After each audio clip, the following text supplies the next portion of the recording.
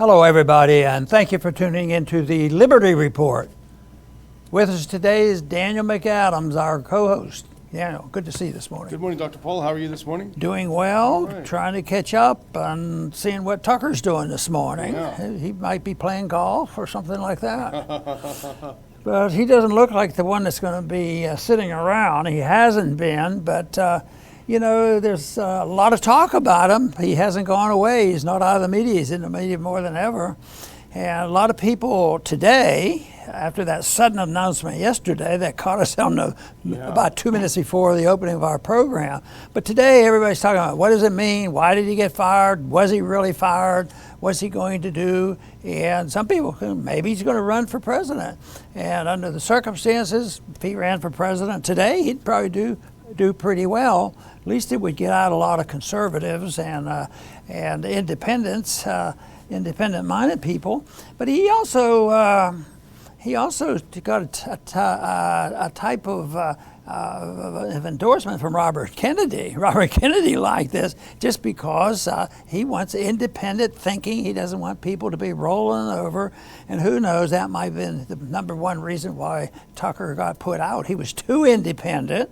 And he did have some super programs on, and that his position, on the various issues was the main reason. I could see where Robert Kennedy would be sympathetic with that when you think about his family and the history in the 1960s, because the Kennedys and others stood firm on the issue of anti-war in Vietnam.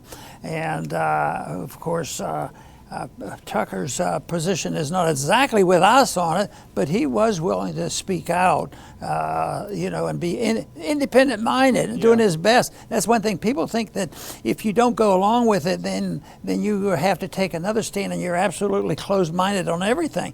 But no, Tucker did have a different position, but he did some good exposure. And I would think that he contributed a lot of good with the debate or the shouting and argument over COVID. Yeah. So that was the thing.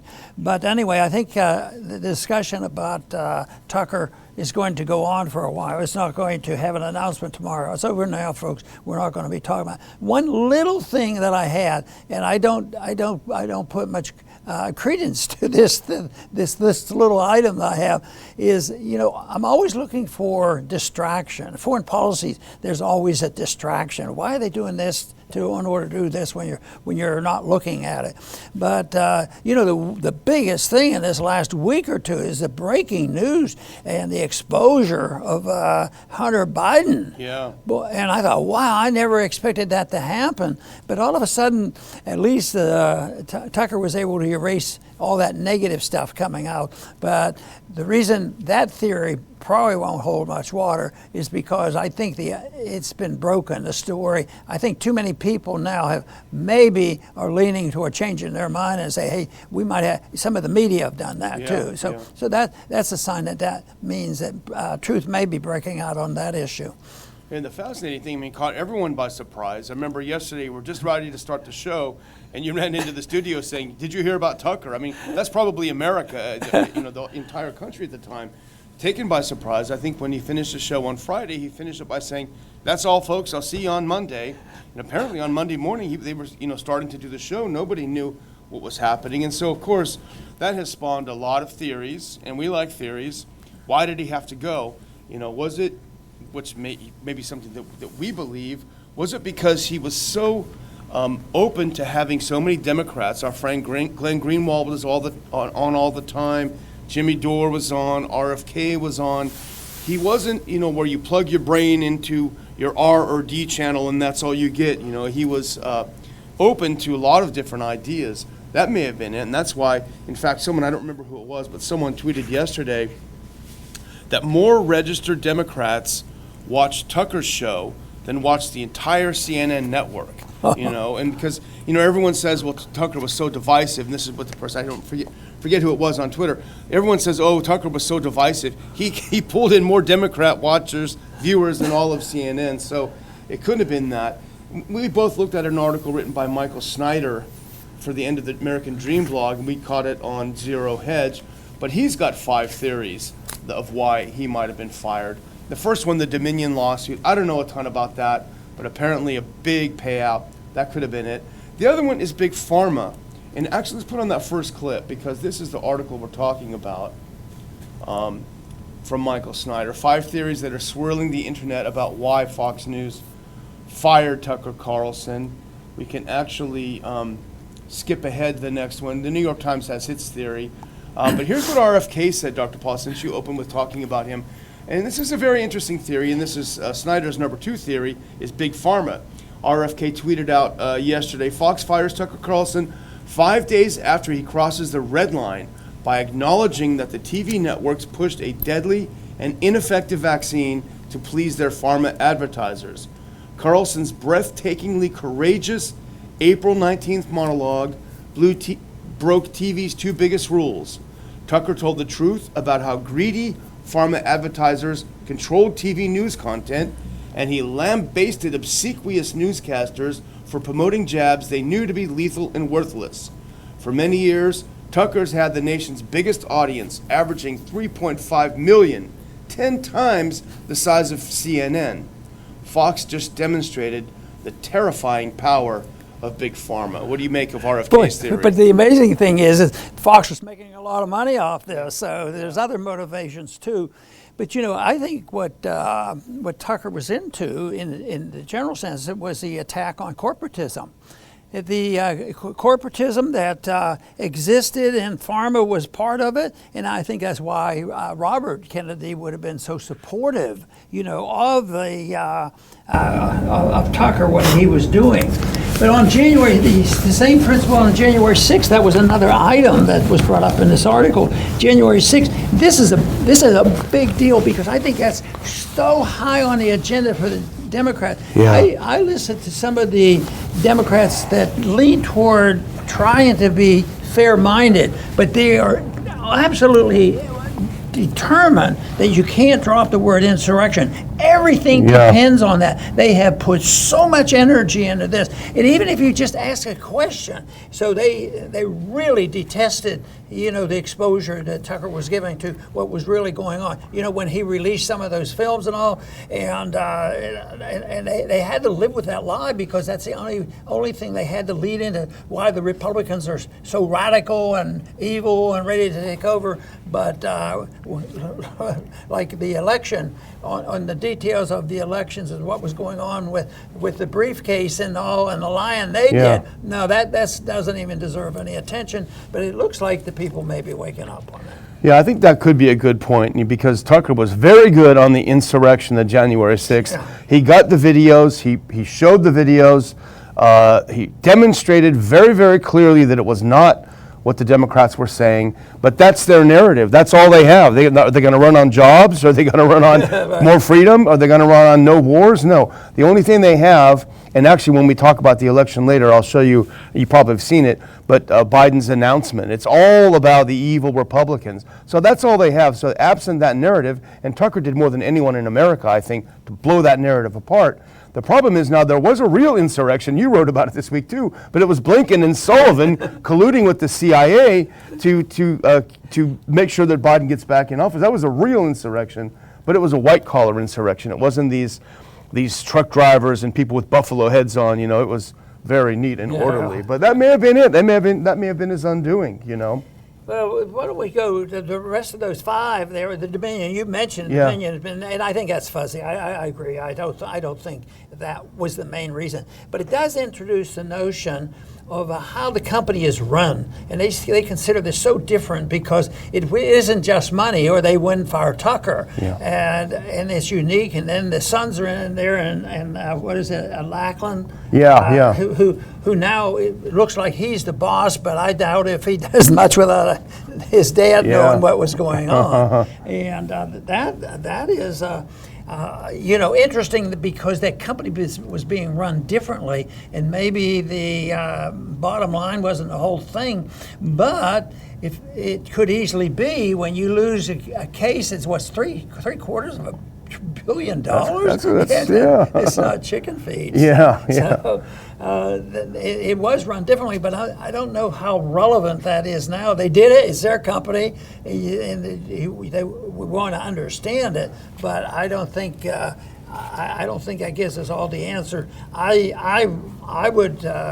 My gut feeling is that it had more to do with a bigger part of the deep state saying this guy's taking on the Pharma. Yeah. It's taking on the military-industrial complex. It's taking on the medical-industrial complex. I mean, all of these things. This is big time. And the foreign policy, I think that would be, even though he's not quite there with us on all the foreign policy and things, but he was, when we talk about the war, Yeah. and right now we're going to talk a minute about where they look like they need a backup in Yeah, case backup the war. war ends in Ukraine. We happen to have another one to Yeah. go to. So Well, the other one, I think the last one that Snyder wrote about is running for president. He's actually wanted to leave himself because he wants to run in 2024. And I agree with Snyder. He says people talk about this, but I really don't think this is the reason. And I think that's right. It's too late. He hasn't run for office before. Now, someone tweeted back to me saying maybe he's going to run for Congress. I said that'd be a disaster because he's got the biggest perch in the entire country. Why would he be just a member of Congress, one of 435 with no say? So political ambitions, I don't know, it's a possibility. What do you think? I don't think he's going to run. Well. And I think your points are right because he becomes a smaller person and a smaller fish in the ocean up there. And he's king. He's a kingpin. But right now, even the people who become jealous, just like Trump. Yeah. Everybody, I guess, in politics, they can find something that they can build up or they lie about it. So once Trump had a success, they had to destroy him. And it was mainly because I think they became jealous of him. And so they have to do it, and it turns into hatred. So right now, I can see that the people are worried. What is he going to do? Yeah. Because he's a powerhouse. Yeah. So he has a lot of options, and I think that's why they're talking about it. And I think there'll be more and more things going on which will try to change his image, because his image was only put out there by libertarians and conservatives, Yeah. and the far left wasn't trying to crucify him. Yeah. But I think there's going to be more of that. It does make you wonder what's the future of cable news because, with Tucker gone, I mean, most people went to, there was a joke around, the only reason Hannity had anyone watching his show is that people who put on Tucker and just forgot to turn the TV off, That may be the case, but you have to wonder what is the future of cable news now, especially with the rise of platforms like Rumble and Substack, where people are striking out on their own. Now we notice, I know you watch the stocks a lot more closely than I do, but they lost $1 billion yesterday, Fox did, when they got rid of Tucker. So, who knows, people are going to speak. The one thing that I saw that's funny, and I didn't talk to you about this before, but someone, and I forget who it was again, made the point, because, CNN is in the tank. They got rid of, even he had to get rid of Don Lemon, the guys, well, whatever. So, the funny theory is that maybe CNN will pick up Tucker and he'll resurrect the network and put it back on top. That would be funny to see. It'd be funny. And if money was the only issue, he said, I'll show those guys. Yeah. I'll show that Fox program. That would be funny. Yeah, let's do one last thing on this Tucker, because I think Glenn Greenwald, who has been on the show a lot, he was great on Tucker, a progressive with an open mind. And I would say Tucker is a conservative with an open mind. Here's what Tucker tweeted out yesterday, and it's a very good point. There are few people in the media who have their own independent following loyal to them. Tucker is one of them.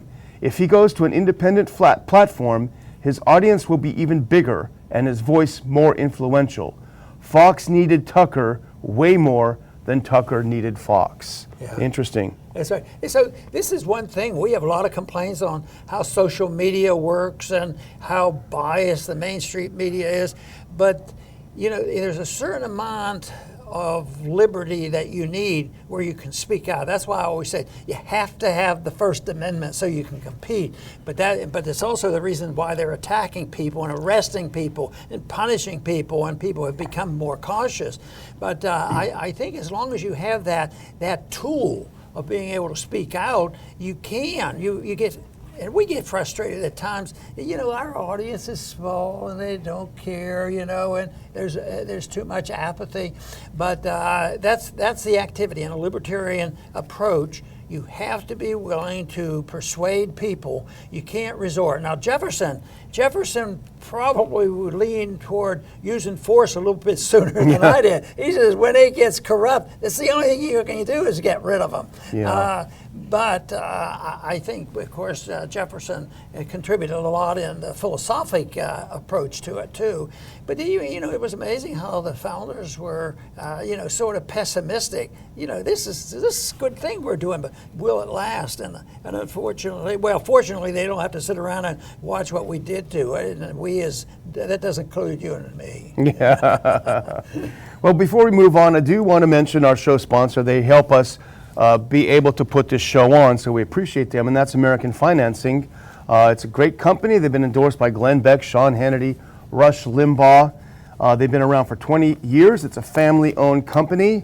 They have license in all 50 states. Check out their Google reviews if you're wondering how much they please their customers. They treat people as people, not as an account or an account number. Their consultants are salary-based, not commission-based, which means they have all the incentive in the world to put you into a loan that makes sense for you. Their mission is to save you money. They don't ask for upfront fees. There's no obligation. So if you're a homeowner looking to help with your monthly bills, American Financing's cash out refinance can help. You can become even debt-free. So call their salary-based mortgage consultants today and get on your road to financial freedom. Tell them the Ron Paul Liberty Report sent you. Call 888-976-5555. That's 888-976-5555. Or simply go to the link that I will include in the description of the show when we're done. So thanks a lot to American Financing. Now, Dr. Paul, the next one, you hinted a little bit about this, and that is Sudan. And I don't think either of us is prepared to take on the complexities of what's happening there. I did a shallow dive, not a deep dive, but I think we can make some observations and put on that next clip, because this is, I think, what first got our attention. And this is from our good friend Dave DeCamp at Anti-War. U.S. ships and drones positioned near Sudan to help fleeing U.S. citizens. I don't know about you, Dr. Paul, but when they say we're going to bring some warships to help, I start getting a little bit nervous. Special forces, I think, have been moved in there. Yeah. CIA, probably, they're the biggest cheerleaders and the first ones on board to go into these. But no, we complain because we don't think people know about exactly where Ukraine is located and what we're doing there. Yeah. But this is even more remote, except for the fact, guess what? There's a lot of American dollars there, investment. By China. Yeah. The Chinese got our dollars because Yeah. we even under today's circumstances, with all the sanctions and everything, we still end up, buying stuff from China, and it just begalls me to think that that they're almost falling into the trap of becoming capitalists. Taking their money instead of buying bombs, they buy their own. They want to defend their country, but we're the big guys in all the weaponry we sell. And so we're over there now. Yeah, how much are we going to invest so far? How much have we invested so far? Yeah. So, and compare that to how much has China invested in mining or oil or something like that. And in these last few years, they have sort of spread their wings, and people instead of looking to, well, could we have caused any trouble? Like, could it have ever been such a thing? This crazy idea about blowback and the things that it's blowing back now on our dollar. Yeah. Because we have not been frugal in that sense. We go over and think we can tell them what to do, but we're prepared. I keep thinking, always have to be prepared. Well, Ukraine, there's been these hints, we reported on it, about Ukraine. Ukraine might have to admit that they can't win the war, and they can't, go back and chase Russia away. Yeah. That NATO didn't fulfill their promises. So now they, are looking for something just in case. But it's just so, to me, it becomes bewildering. Why do they do this? Then I answer my own question, and I think of stupidity, I think of philosophy, and I think about long-term plans to get a lot of activity in the military-industrial complex, and also chaos brings changes, and some people want to change in a direction directly opposite of what we would like. Yeah. Well, I've been following Sudan, and not extremely closely, but since I worked for you on Capitol Hill, because you remember back then that the big thing was free Darfur, we got to save these people, because Sudan was governed by a president that didn't bow down to the U.S. Bashir, his name was. Interestingly, he left. He just broke out of prison. So what the U.S. did with some allies is it basically cut Sudan apart and created South Sudan. That's the one that had all the oil, and we put our guy in there. So that's what happened then. So I was watching that way back then. One of my conspiracy theories is that if, as you suggested earlier on, we already know that the administration is not expecting the Ukraine counteroffensive to be that effective. If that happens and the U.S. realizes we bit off more than we can chew, maybe a nice little war in Sudan might, appease, take people's attention away. But I do want to put this up, and this is making the rounds on Twitter. I can't vouch for all these dates, I have to admit, but I do find it fascinating. If you follow the timeline of U.S. interventionism, there's something that's going to ring true to you. So August 24th, 2022, U.S. ambassador appointed to Sudan for the first time in 25 years, 25-year lapse. Then in September, the next month, U.S. ambassador warns Sudan against finalizing Russian naval base deal. Move up to November 11th, 2022. Blinken urges Sudan to consider U.S. support for the rapid formation of a civilian-led transitional government. So already trying to change the government there. December 5th, 2022. UN brokers a framework agreement between Sudan's military leaders and leading pro-democracy parties. December 7th, 2022, Blinken threatens travel ban for Sudanese who endanger the framework agreement deal. February 12th, 2023, Sudan confirms deal for Russian naval base. Key players Lavrov and Burnham. February 16th, 2023, Biden administration sends $288 million in humanitarian aid to Sudan. The next month, March 9th of this year, this is the one that's going to get you, Dr. Paul. Victoria Nuland visits Sudan to, quote, discuss democracy. That's just last month.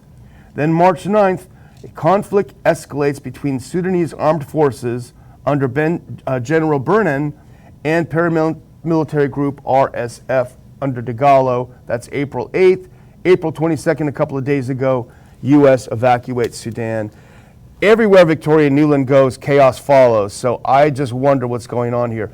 You sign a deal for the Russians to build a naval base, your government gets overthrown. I wonder if Pelosi went with her on that trip and was their secret weapon to smooth things out for the American people, always improving on our freedoms. So that's I guess what the conclusion is we'll probably hear more about Sudan. Because we always have to be prepared. We don't want to have our military sitting around not doing anything. That's right. Of course, a lot of them are doing stuff, but and they're not doing the right things. A lot of disappointment about the readiness of our military. Not that we want to have an aggressive military, but we do want one that functions properly. Matter of fact, one that can do their job and act with restraint and compassion and a little bit of common sense is what the military should be all about, rather than protecting oil. If you're in there, you already mentioned. Oh, Sudan has a little bit of oil. Sort of just like the division of Syria. We got to go for the oil. There was a little oil in the Middle East. There was a touch of it, Well, before we finish up, we do want to comment a little bit on the big announcement. President Biden, he's going to run again. He's raring to go, apparently. And I had a couple of clips I wanted to play, Dr. Paul. The first one is Biden's announcement. I'm just going to play the beginning of it because, as I hinted early on, this says a lot about where he's going to go. Look at the images that he starts with, if we can play that first. Here's Biden's announcement. Now, he didn't do it live, he just made a video. Maybe it's a TikTok.